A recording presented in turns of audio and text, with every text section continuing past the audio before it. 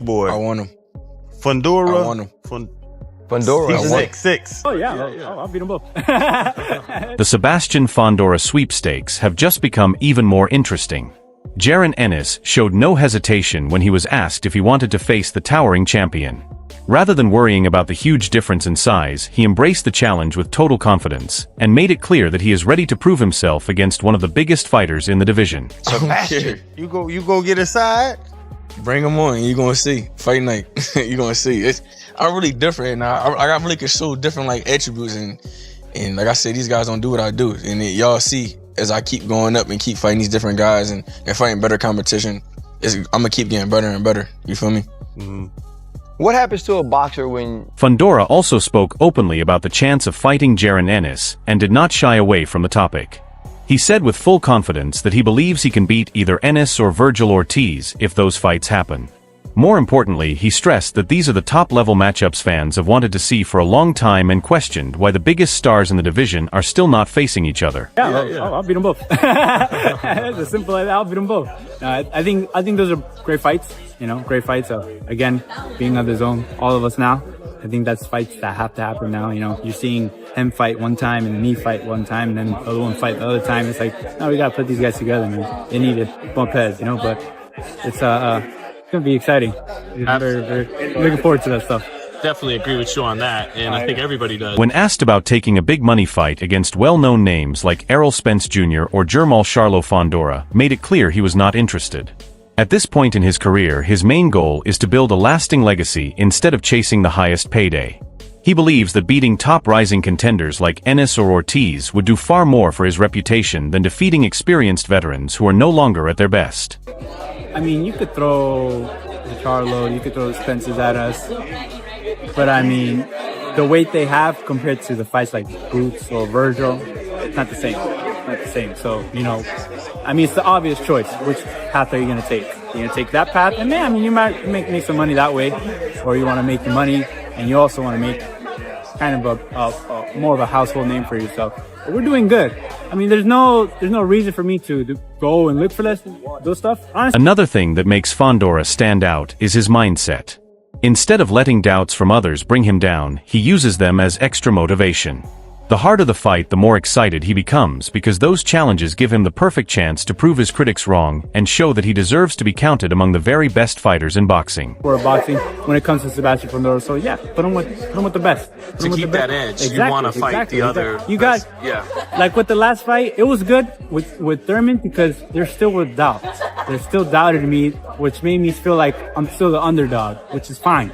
With these guys, with the Virgil and the Boots, you guys still call me an underdog, and that's fine. That's fine, because it still feeds me to want to win, to beat these guys, and have you guys questioning, what the hell just happened? What the hell? But that's fine. That's fine. I mean, you put me with a Spence, you put me with... Robert Garcia believes Fundora is one of the toughest and most unusual fighters to deal with in boxing. His incredible height, awkward style, and unpredictable movement make it very hard for any opponent to feel comfortable once the fight begins.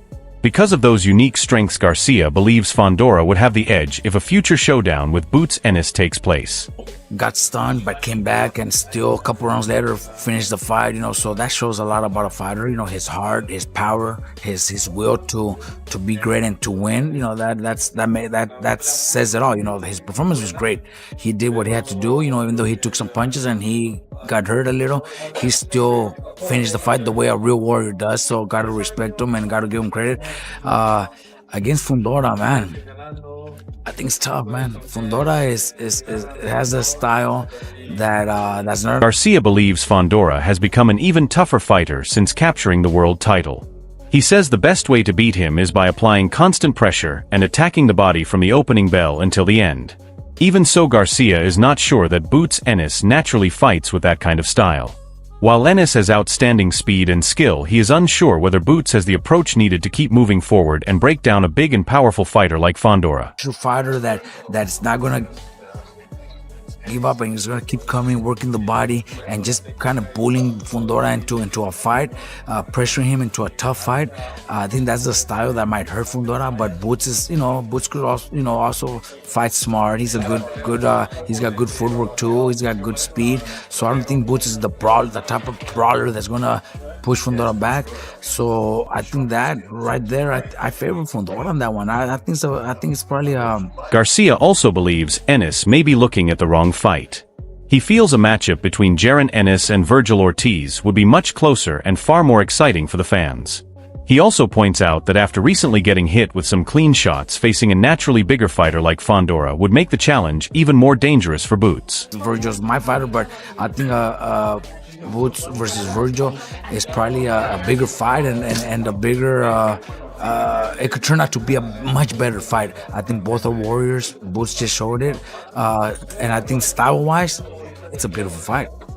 You know, you're picking Fundora. Is that based off of, you know, Boots getting hurt, or is that just because Fundora's kind of been on a roll recently? But both. You know, I think after we all seen that Boots. When Chris Algieri talks about Fundora, he calls him one of the hardest fighters to figure out in the division because of his incredible height and long reach. What stands out to him the most is how much Fundora has improved as a fighter. Instead of rushing into exchanges, he has become much more patient and now uses his natural size to control the range while staying away from unnecessary danger. Puzzle. He's so long, and he's getting better. He's improving. He's learning how to use his size. He's using his jab. He's being more disciplined. He's not taking risks like he used to. Talk about a guy who used to allow people to hit him and then has figured out that you shouldn't do that at the highest level in that Brian Mendoza fight. But since then, he's been very, very good. So, yeah, I can understand why people would see him as the final guy because, again, with those physical advantages and the way that he's getting better. Algieri also explains that the top fighters at 154 pounds all have very different styles. He sees Jaron Ennis as a sharp counterpuncher who depends on timing and quick movement, while Fundora presents a completely different test with his unusual height and difficult style. That difference in styles is a big reason why the division continues to be so exciting and unpredictable. Because this is one of those fights, this is one of those divisions where, again, if they all fight each other, I don't think anybody stays undefeated. So even trying to rank people, just because they're all so different. You know, you got Boots, who's a fluid, side-switching, counter-punching, killer puncher.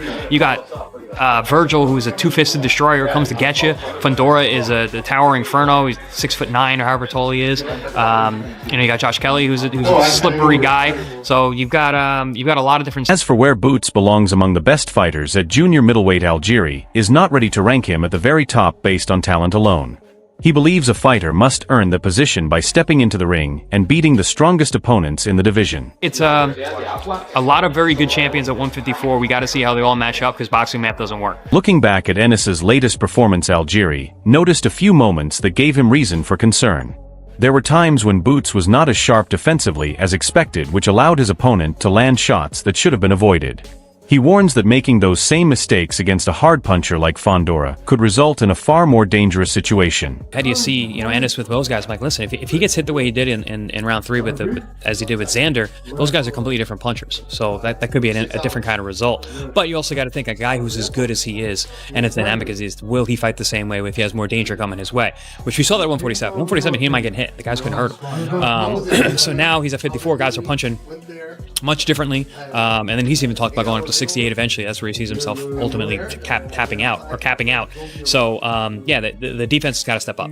Best fighters in the world don't get hit. Building on that point, Algieri says top-level fighters cannot afford to keep taking clean punches throughout a fight.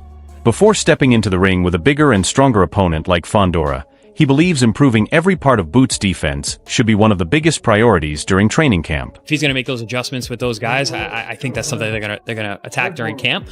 Being able to do it on Fight Night Under the Lights is another thing, but at the end of the day, like I said, it's going to be exciting.